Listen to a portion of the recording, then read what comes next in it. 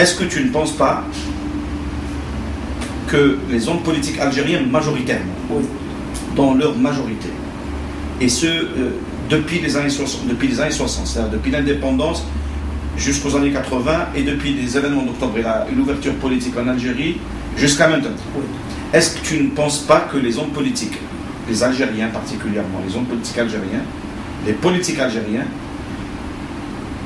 n'ont pas une sorte de conviction que pour être président ou un homme d'influence à Alger, il faudrait passer par Paris?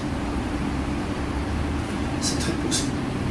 Parce que tout le monde est d'accord que l'équation Paris, dans le jeu et l'enjeu politique d'Alger, l'équation parisienne, elle est plus qu'importante. Et que tous les gens qui veulent faire je ne sais pas quoi passent d'abord par Paris. Allô Paris, passez-moi Alger. L'image est belle, mais ça voudrait dire beaucoup de choses. Si on peut dire que le cas Bembella était réglé, vous savez, il y avait des démarches qui ont été faites, les Français ont laissé le missionnaire marocain ou porteur du passeport marocain aller en prison, le rencontrer, etc., etc. Pour le cas de Boumediene, c'est beaucoup plus complexe. Mais tout pense à croire que le coup d'État avait eu l'aval de Paris. Tout porte à le croire.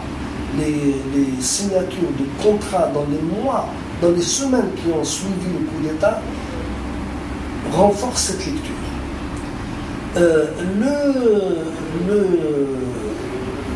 La montée Parce que ce qui est étonnant, même entre parenthèses, d'ailleurs, excuse-moi, la dernière fois j'étais en train d'analyser un petit peu les mouvements de sédition, de rébellion en Algérie, etc. Ouais. Et j'ai étudié un petit peu les résistances depuis les années 60, etc.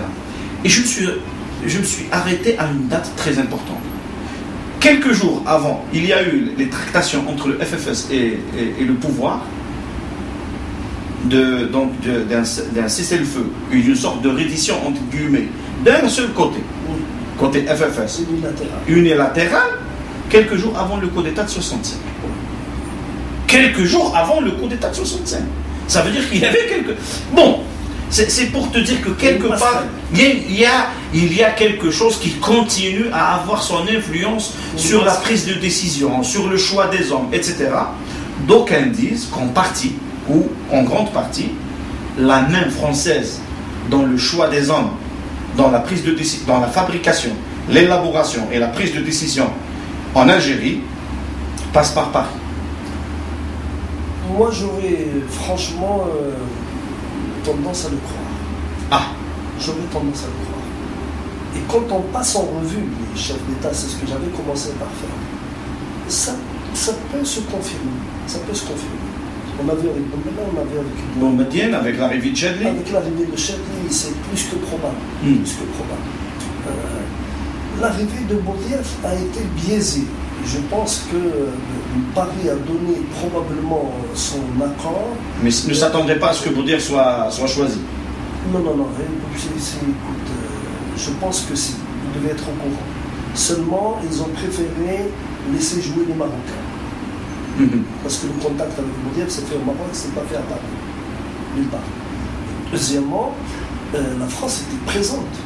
Mais d'après le témoignage de Nasser Boudiaf, il a dit que lorsque Ali Haroun était au Maroc pour le voir, oui. La première des choses qu'avait fait Boudiaf était de contacter quelqu'un à Paris qui s'appelle Rachid Kid. Oui, c'est ce que j'allais dire, mais tu m'as oublié. Ah d'accord, je ne savais pas que c'était là. Je savais pas. Tu lis dans mes pensées. Très bien. Bien sûr. Comme ça, tu ne mourras pas de sitôt. Bien sûr. Bien sûr. C'est ce que je voulais dire. Je voulais dire que finalement, il y a une énigme. Boudiaf ne bouge pas, ne fait rien sans référer à Rachid Kid. Et dans cette histoire qui est troublante, dans l'histoire des années 92, nous ne comprenons pas la logique. Pourquoi référait-il à Crème alors que le parti n'existait plus?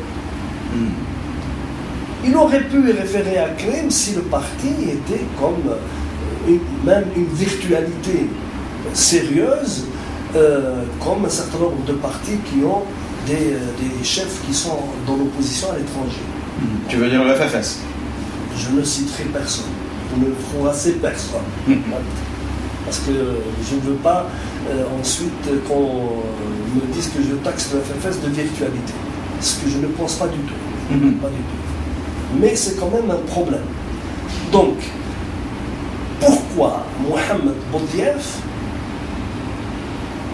demande à Rachid Karim son avis pour rejoindre Alger? Ça, c'était logique. Qui est le chef? C'est Boudiaf ou c'est Karim? Mais si c'est Karim, tu ne crois pas toi en l'amitié? Ah non. Non, tu ne crois pas en l'amitié. Je ne crois pas cette amitié. Je crois aux intérêts. C'est-à-dire si demain, je suis au Maroc et je suis contacté par quelqu'un qui ressemblerait à Haroun, etc., et je t'appelle, tu ne me donnerais pas ton point de vue ni ton conseil. Nous n'avons pas, toi et moi, nous n'avons pas les mêmes rapports qui existent entre Krim et Boudiaf. D'accord, j'ai compris. Cela veut dire que toi, à un niveau, je plaisantais, c'est-à-dire qu'à un niveau donné de la chose politique, les relations deviennent autres que celles de l'amitié dans le sens classique du terme. Bien sûr. Dans le sens commun. Bien sûr. D'accord. C'est pas une amitié. Et en tous les cas, plus, oui. En plus, il y a une différence d'âge importante. Krim était jeune étudiant dans les années 60. Boudiaf était un homme accompli. Il est né en 19. Ah, subhanallah. Pardon, en 23. En 23. Je vois mal, moi, une amitié. Non, il est né en 19. Il est né en 19. Il est né en 19, un certain 23 juin. Il est né en 19. Non, mais en tous les cas, on reviendra à cette question lorsqu'on évoquera, bien sûr, on arrivera à cette période des événements, etc. L'autre problème qui est réel, et que la presse algérienne a eu le courage de relever presque dans les 3 premiers mois du mandat, si j'allais appeler ça un mandat de Boudiaf, c'est cet encadrement de la présidence par des gens qui ont le cœur et le portefeuille à Paris et les pieds à Alger. Il y a un problème, ça. C'est une micro-sans-genre, ça. C'est pas possible. Parfait. C'est pas possible. Le type, en plus, et je crois que c'était Chorov qui a rapporté avec preuve à l'appui les souches des billets d'avion de ces messieurs qui, chaque semaine, remontaient sur Paris, au frais de la République.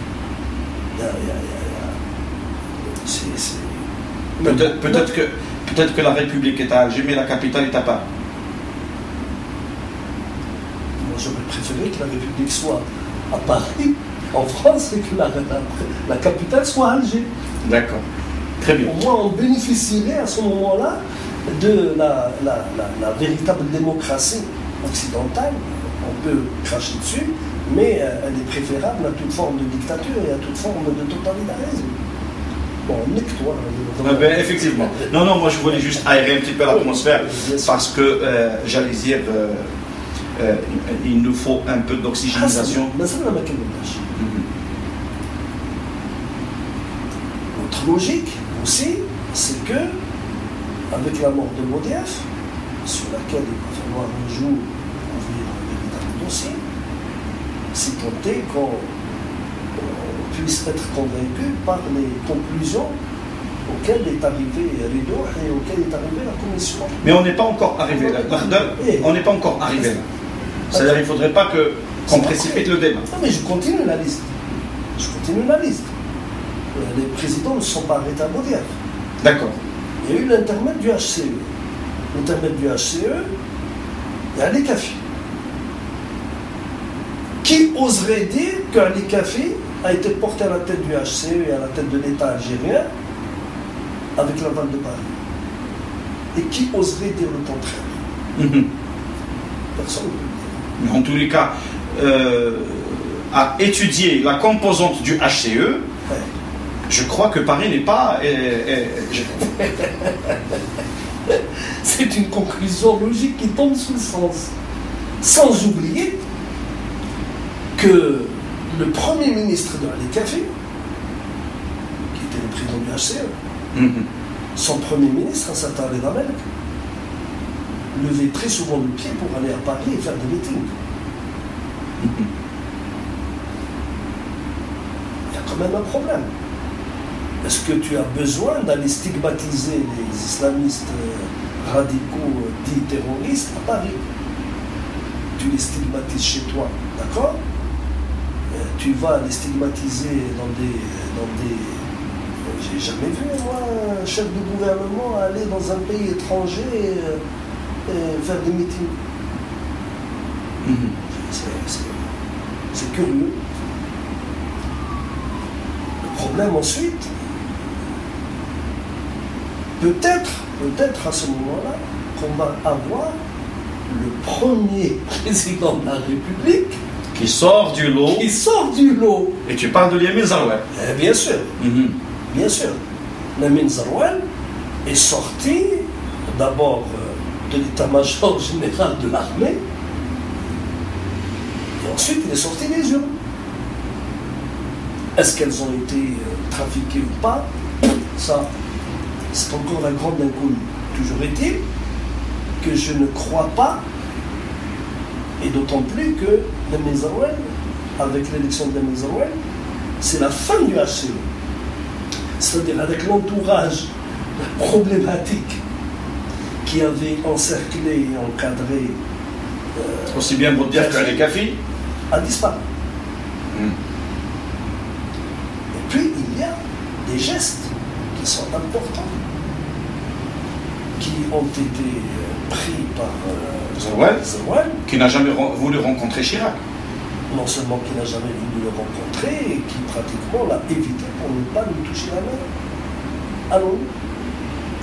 Et nous avons une idée sur cette question, et dès qu'on arrivera, on en discutera longuement, sachant que ta thèse risque de, j'allais dire, cette exception Zarouane, risque d'être, j'allais dire, cette exception ne fait pas la règle, ne confirme pas la règle. Parce qu'on revient à la case départ avec le successeur de Zarouane. C'est-à-dire, tu veux dire qui?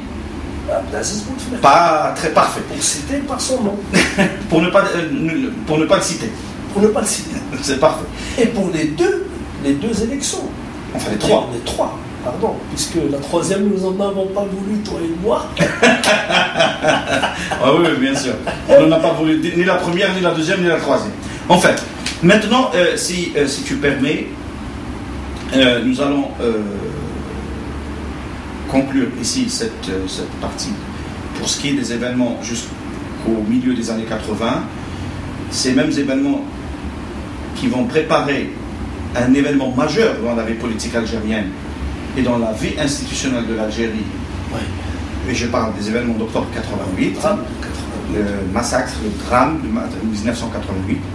Et nous allons poser un certain nombre de questions qui, malheureusement, n'ont pas été posées jusqu'à maintenant et qui, malheureusement, ne sont pas élucidées ni par les décideurs, ni par les acteurs, ni par les hommes politiques, ni par les médias sur cette question. Nous allons essayer, non pas de donner des informations, nous ne sommes pas des agences de presse, et par contre, nous allons nous interroger sur un certain nombre de lectures différentes, parallèles, sur les dessous des événements d'octobre, les événements d'octobre, et ce qui a suivi donc les événements d'octobre, c'est-à-dire depuis 89, c'est-à-dire le 23 février 89, avec la première constitution pluraliste ouverte dans l'histoire contemporaine de l'Algérie. C'est l'heure. Merci beaucoup.